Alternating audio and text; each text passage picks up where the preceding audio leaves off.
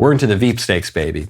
There are still two, maybe more, two even somewhat registering additional Republican candidates in the primary beyond Donald Trump. That's Nikki Haley and Ron DeSantis. I think Asa Hutchinson is still in it. I think there's another guy named Binkley in it, but they're not really showing up anywhere. DeSantis and Haley are barely registering. For all intents and purposes, the primary is over, so now we're moving on to who is Trump going to pick for his running mate. Donald Trump Jr. has some thoughts. Could you see your father running with Ron DeSantis? I asked him that question over the summer, and he didn't rule it out. Could you see Ron DeSantis? How do you? It's hard. People do that. Like, I would do whatever I could to make sure it wasn't Nikki Haley. But but like a Ron DeSantis, could I see? You're never going to rule out someone that is, a leading contender. It doesn't mean that's who you go with. I could see other people that would be great. I'd love to see, a J.D. Vance. I'd love to see a Tucker Carlson. I'd love to see, people who are just principally, in alignment as well as like aggressive. You actually need a fighter. The Republicans in Washington, D.C. are weak. You can have the House, the Senate, and they'll still roll over. It doesn't Don, matter. Is your dad serious about Tucker Carlson? Are those rumors serious? I would imagine, listen, that's clearly, it would be on the table, right? I mean, they're very friendly. I think they agree on virtually all of these things. They certainly agree on stopping the never-ending wars. And so, I would love to see that happen. And, that would certainly be a contender. I love Tucker. Tucker would be a cool choice. I'm fine with it. I don't think it's going to happen, though. The reason I don't think it's going to happen is I see no evidence that Trump would pick a huge personality who in any way could even somewhat compete with Trump's huge dominant personality. I don't see any evidence of that at any point in his 40-plus year public life. Certainly not from the last pick. The last pick he made was to balance him out. A quieter guy from the Midwest who's on board, he's going to be supportive, but he's not going to really challenge Trump or overshadow him. He's not going to have had public disagreements with Trump very often, as Tucker has. So, love Tucker, very conservative guy. That'd be terrific, but I don't really see that happening. The next choice, Elise Stefanik. Don't like that. Elise Stefanik is pretty liberal.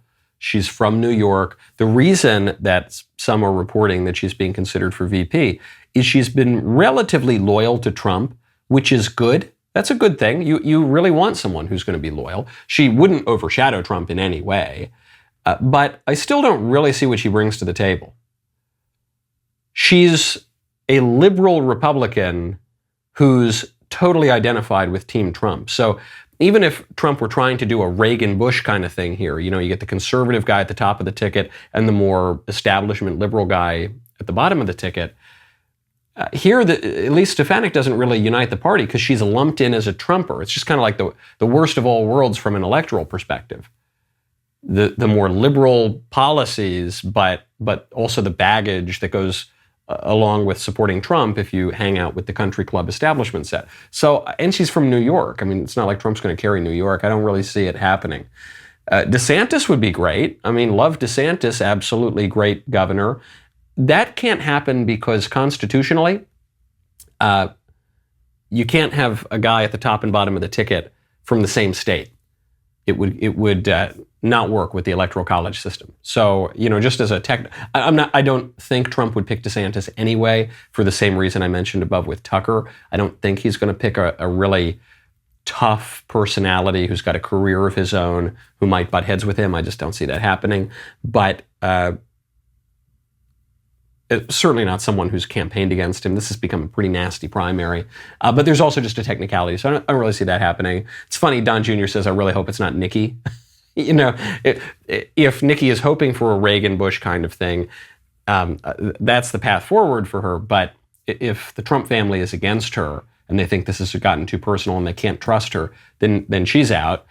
So that leaves a really interesting choice there, J.D. Vance. J.D. Vance is on the team. He got elected with a major endorsement from Donald Trump. He represents more the new right, the more populist, more traditionally conservative side of the party, as opposed to the alternately libertarian side or the neoconservative side or the globalist side. J.D. does not represent that. He's also from Ohio, and they would always say, as goes Ohio, so goes the nation. Ohio accurately has predicted a lot of presidential elections. That predictive power failed in 2020, but the Democrats rigged it in 2020 and changed all the rules. Hopefully the rules will have been corrected a little bit by the time we get to November 2024. Of the choices that were just floated there, JD is probably the best one. What do you think? What do you think? Let me know in the comments. I'm curious. Hello once again, Mr. Knowles. It is Slap My Bass coming at you with another question. So I have been tasked to come up with a funeral mass as I need to prepare one for a relative who will be passing on very soon. And I wanted to ask you, what are some of your favorite funeral hymns other than Amazing Grace, which is basically the staple? I've already got a couple in mind, but I wanted to see what you would think of as a good preference, and maybe I can add it to the catalog. Once again, thanks for everything. Great question. I tend to prefer even more traditional than, say, Amazing Grace or something like that. So my first go-to would be Ave Maria, Schubert's Ave Maria, maybe Bach's Ave Maria, maybe Brahms's Ave Maria even, who knows. Another Ave that would be good would be Ave Verum Corpus, would be nice. But it sounds like you want something a little bit more modern. It's considered old by a lot of modern people, but I consider it a little bit more modern, like Amazing Grace. So it depends. If you want something a little bit more modern or even a little bit more Protestant, How Great Thou Art, I really like the Elvis version. You know, oh Lord my God, in the humble. That's a good one. But I like the old sturdy traditional hymns, you know. Oh Jesus, we adore thee. Oh Jesus, we adore thee, oh in thy love divine. I find that good for a funeral, because a lot of modern funerals just look back with sadness on the loss of a person, a loved person, and then they either openly despair or they just fall into soft soap about how, well, we know that person is in heaven now, even though we don't know that for certain. We hope that that person's in heaven. We pray that that person is in heaven, but we don't know. So it comes off as soft soap and wishful thinking rather than a persuasive truth. I prefer, and I hope everyone take note, by the way. I hope I live a good long life, but when my Requiem Mass is to be said, I want good, solid hymns, and I want them preaching the gospel, and that's what I want. I don't want sentimentality about me. I want good, sturdy gospel and good, sturdy hymns about Jesus. And the reason I want that is because that gives you real hope. If all of that's true, if the religion is true, if Jesus is who he says he is, if God is real, then we can actually have hope that there is something beyond death. But if it's not, then we're all just going to be despairing, no matter how much we fool ourselves. A windy answer to a simple question. Man, what a great clip that was. Now, hold up, ring that bell, subscribe to the Michael Knowles YouTube channel.